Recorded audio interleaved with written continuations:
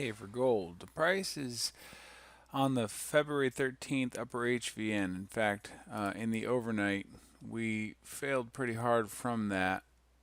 I'll take a quick look at that.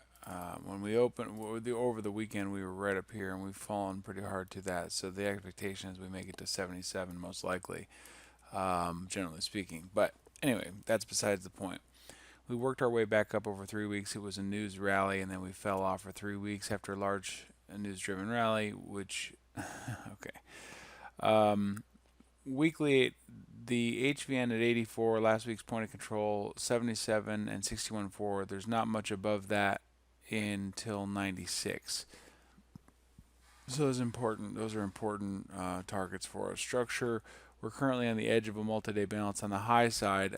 We're now back to the near the low of day of Friday in the overnight. The overnight profile is multimodal with the point of control low in the profile, and it's right on top of the micro composite point of control. The expected action and how we'll engage.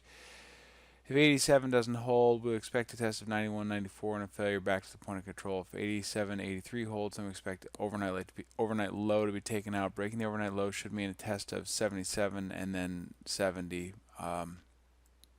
Any kind of open auction, since we're opening right at the micro composite point of control, of the full session micro composite point of control, then I'm going to want to hold off. But if I see strength in the open, I'm going to want to aggressively engage it. So here's the thing. I expect control.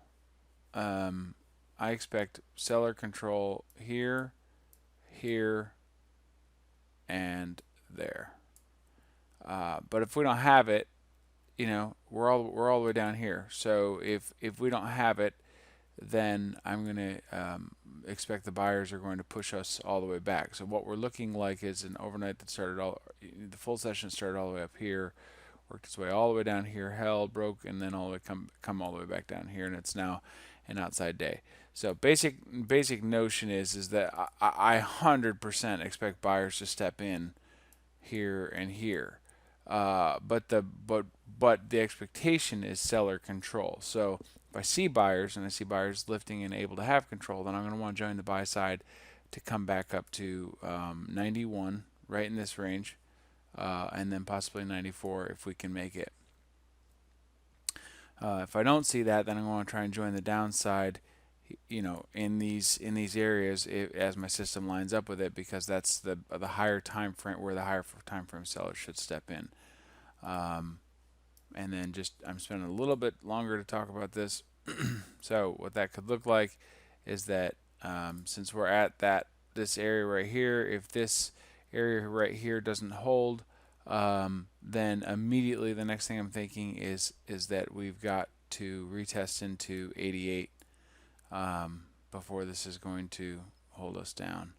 So the 87, 88 area, and then I'd expect a rollover and then a push down to here like that.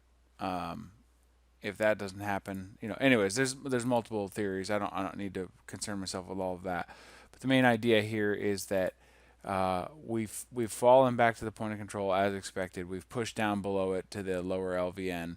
So now the expected behavior is to come up and then push further, or come up and push all the way up to here and then down here and then go sideways. That is the expected behavior. So pretty buy side as far as all that goes. Let's just pay attention to how the auction works itself out.